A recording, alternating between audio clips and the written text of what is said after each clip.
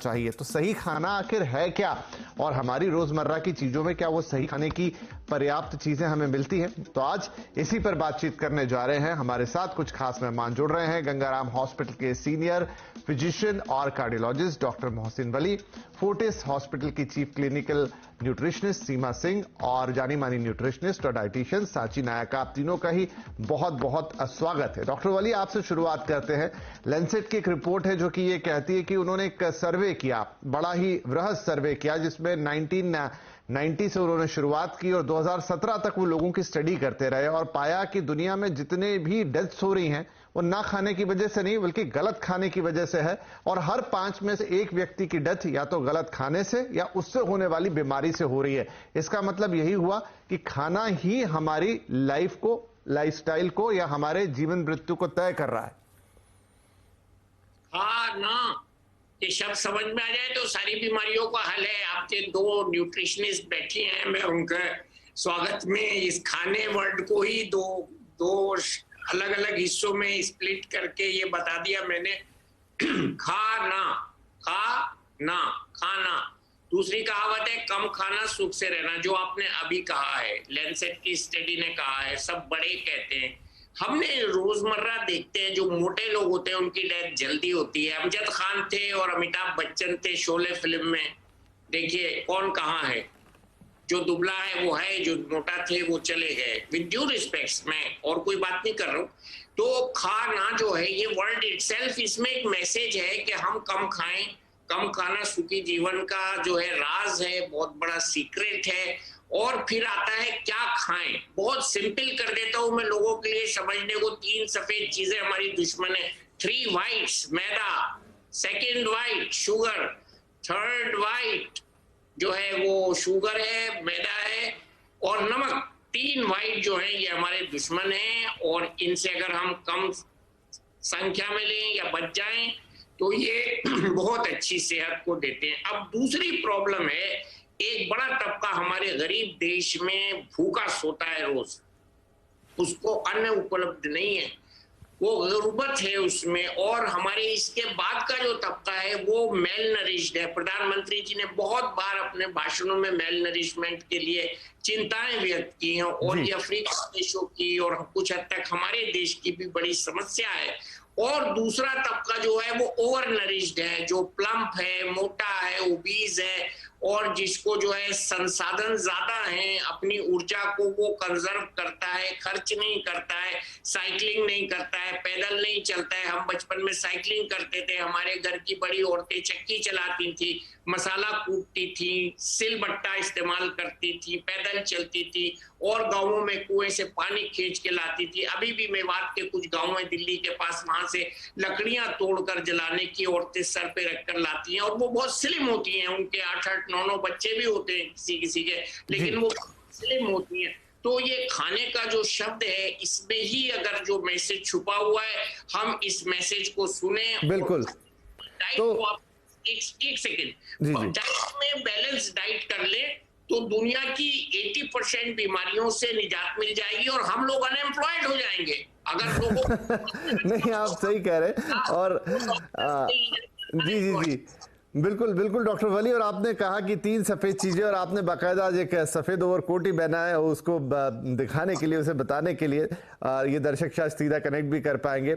सीमा जी ये बताएं कि अब आदर्श खाना, ऐसे तो ये कहा जाता है कि 50% उसमें सब्जी फल हो, फिर 25% कार्बोहाइड्रेट हो, 25% प्रोटीन हो, इस तरह की। लेकिन क्या इतनी आइडियल डाइट हो सकती है? आप बना सकते हैं, मतलब किसी के लिए उसको नाप तोल के खाना संभव है?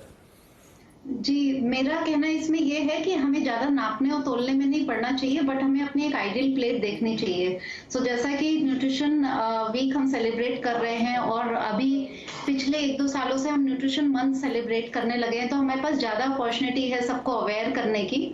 वॉच योर प्लेट एक कंसेप्ट होता है कि आप अपनी प्लेट को देखें कि आपके प्लेट में क्या क्या है। डेफिनेटली 50% हम हाई फाइबर फूड को प्रेफर करेंगे। उसमें क्या आता है, मैं रफली कहती हूँ कि आप सारे फूड ग्रुप जब अपनी डाइट में लेंगे, जैसे कि आपने दाल ले ली और आपने सब्जी ले ली, कोई भी ग्रीन लीफी वेजिटेबल या अदर वेजिटेबल्स, इसके अलावा आपने दही लिया और कोई सीरियल फॉर्म में या तो आपने रोटी ले ली या राइस ले लिया और साथ में सैलेड ले लिया। अगर आप ये सारे फूड ग्रुप अपनी डाइट में ले रहे हैं थोड़ा सा उसमें तड़का लगा रहे हैं जो कि बहुत ज्यादा नहीं होना चाहिए, और बहुत ही सीमित मात्रा में आप चीनी और ऑयल और इसके साथ में सॉल्ट का इस्तेमाल कर रहे हैं, तो आप काफी हद तक अपने आप को डिजीज से प्रिवेंट कर सकते हैं जी। तो बहुत ज्यादा नापने तोलने में स्ट्रेस ज्यादा आ जाता है। बिल्कुल नहीं, आप सही कह रही हैं। तो आपको थोड़ा फ्री फ्लो होके चलना चाहिए। लेकिन सांची जी, इन दिनों एक उल्टी समस्या हो गई है। क्या खाना, ये शायद हमें पता है और हमेशा से पता है, लेकिन और थोड़ा सा भी आप लोग प्रिसाइज कर देते, ज्यादा करके लाइफस्टाइल कुछ ऐसी हो गई है जो ना खाने वाला हिस्सा है वो ज्यादा बढ़ गया है। आप कुछ भी कर लीजिए, क्योंकि आप बाहर जाते हैं, आप काम करते हैं, आप ट्रैवल करते हैं, और उसमें होता क्या है कि क्विक फूड लेने की आपको आदत हो जाती है। हर जगह इतना बेहतर कोई टिफिन लेके चल नहीं पाते लोग, टाइम की कमी की वजह से, खासतौर पे मेट्रो में समस्या है तो। और बाकी चीजें इतनी रेडिली अवेलेबल हैं, चिप्स का पैकेट हो गया, मतलब इतना सारा फास्ट और जंक अवेलेबल है। तो ज्यादा बड़ी समस्या ये है शायद कि हम वो चीजें ज्यादा खा रहे हैं जो हमें नहीं खानी चाहिए। डेफिनेटली विपिन जी, जंक फूड और प्रोसेस्ड खाना, जैसे आप चिप्स के वगैरह बातें कर रहे हो, जैसे डॉक्टर जी ने कहा कि सॉल्ट से दूर रहो, तो ये नॉर्मल सॉल्ट जो डॉक्टर जी बोल रहे हैं, नॉर्मल सॉल्ट जो घर में यूज करते हैं वो सॉल्ट की बात नहीं कर रहे। प्रोसेस्ड फूड में बहुत ज्यादा सॉल्ट यूज होता है, तो एज अ प्रिजर्वेटिव शुगर और सॉल्ट बहुत यूज होता है, तो वो खा के बॉडी में बहुत ज्यादा शुगर और सॉल्ट चला जाता है इनडायरेक्टली। तो प्रोसेस्ड फूड तो अवॉइड ही करना चाहिए, बाहर से शॉर्टकट जो खाना है वो भी अवॉइड करें, जंक को बहुत रेयर करना चाहिए, once a month and all that. आप करिए ऐसा कुछ इंतजाम कि आप खाना लेके बाहर जाए, या तो आप सुबह जब निकल रहे हो तो पेट भर के खाइए, फाइबर रखिए उसमें, हाई प्रोटीन रखिए उसमें, गुड फैट्स भी रखिए, कुछ भी अवॉइड मत कीजिए। और जैसे आपने बोला कि खाना जो नहीं खा रहे उसकी वजह से प्रॉब्लम हो रहा है, लोग फैट से भागते हैं, ज्यादा प्रोटीन से भागते हैं कि किडनी पे इफेक्ट होगा ना, लोग वो सोच के, ऐसे ही एज इट इज इंडियंस में प्रोटीन की कमी बहुत होती है, प्रोटीन कैलकुलेटेड नहीं होता है, प्रोटीन लेते नहीं है ज्यादा, हमेशा कार्ब्स पे डिपेंडेंट रहते हैं।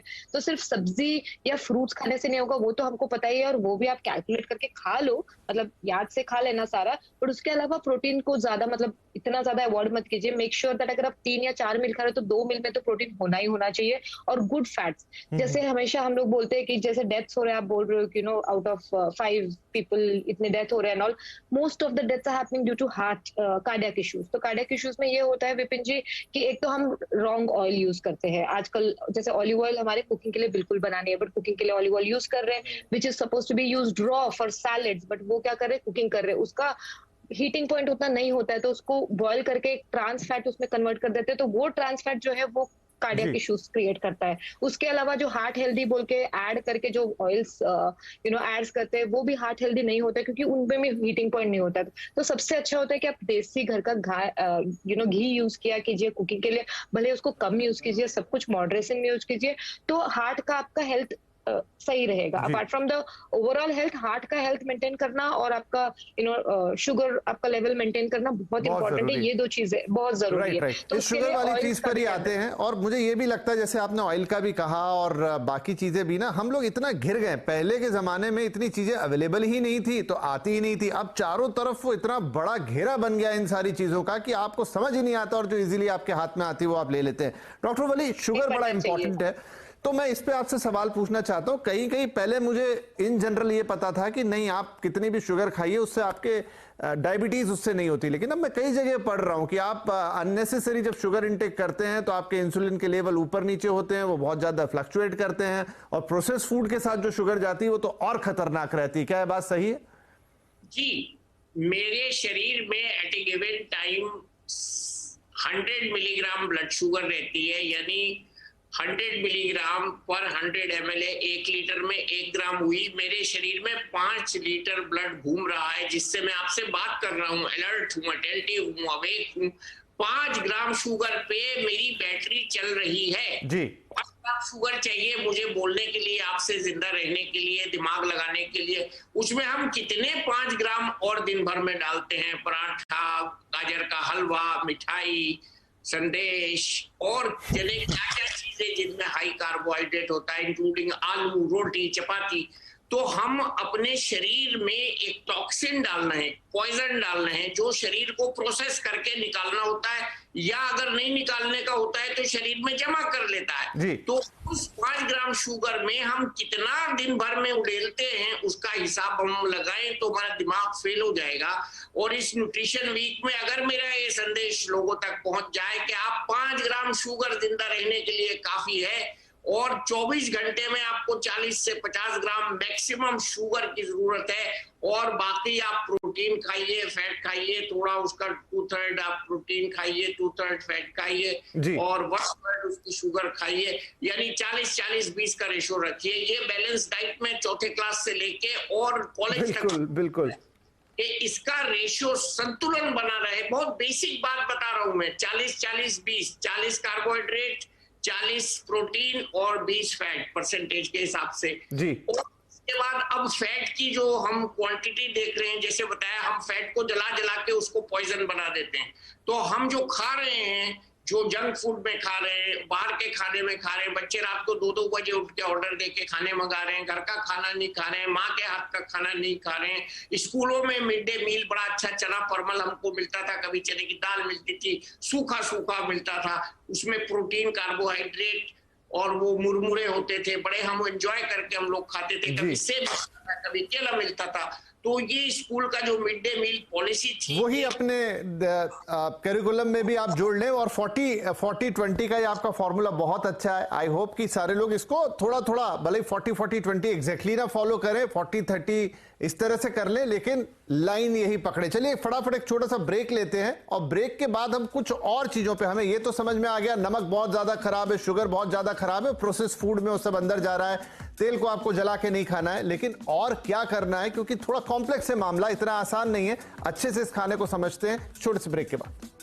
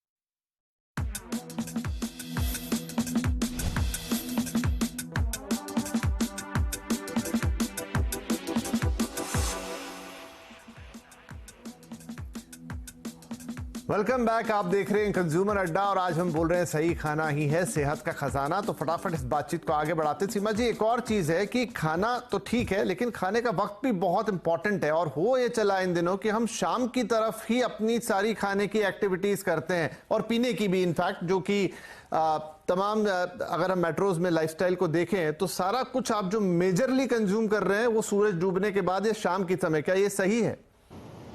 जी, ऐसा है कि जिस तरह का हमारा लाइफस्टाइल हो गया है कि वो बहुत ही भागा दौड़ा है और हमारे पास टाइम की कमी है और फैमिली में सभी लोग वर्किंग हो गए हैं, तो बेसिकली सब लोग ये एम करते हैं कि सुबह किसी तरह से थोड़ा सा ब्रेकफास्ट खा लें और दिन भर शायद खाया या नहीं खाया, केवल चाय कॉफी पे दिन निकाला और रात को फिर जो जबरदस्त भूख लगती है और फिर वो डिनर पे आके फिर जितनी भी स्नैक्स और खाना अवेलेबल होता है तो एक्चुअली सभी कुछ खाना चाहते हैं, may be out of exertion, थके हुए होते हैं या उनको भूख लग रही होती है। तो ये एक्चुअली बिल्कुल सही नहीं है क्योंकि रात में वैसे भी हमारी मेटाबॉलिक रेट लोअर होती है और जो भी हमने खाया होता है तो सीधे फैट में ही कन्वर्ट होगा, वो कहीं भी कंज्यूम नहीं होगा, वो कैलोरी कहीं भी बर्न नहीं होगी। तो हमेशा मैं कहती हूँ कि आपको हमेशा 3-3 घंटे के गैप पर खाना खाना चाहिए क्योंकि अगर आपने बहुत लंबे टाइम तक भूखा रहा तो एंड में आप एक तो कैलोरी बहुत ज्यादा कंज्यूम करोगे क्योंकि इतनी भूख लगी होगी, बहुत सारा खाना खाने का मन करेगा जी। दूसरी बात यह कि जब हम बीच बीच में खाना नहीं खाएंगे और अपने पेट को खाली रखेंगे या भूखा रखेंगे तो उस टाइम पे हमारे को एसिडिटी भी बहुत ज्यादा होगी और ये भी एक बहुत बड़ा पार्ट है, बहुत बड़ा तबका है जो आजकल एसिडिटी से सफर कर रहा है या फिर कॉन्स्टिपेशन से सफर कर रहा है।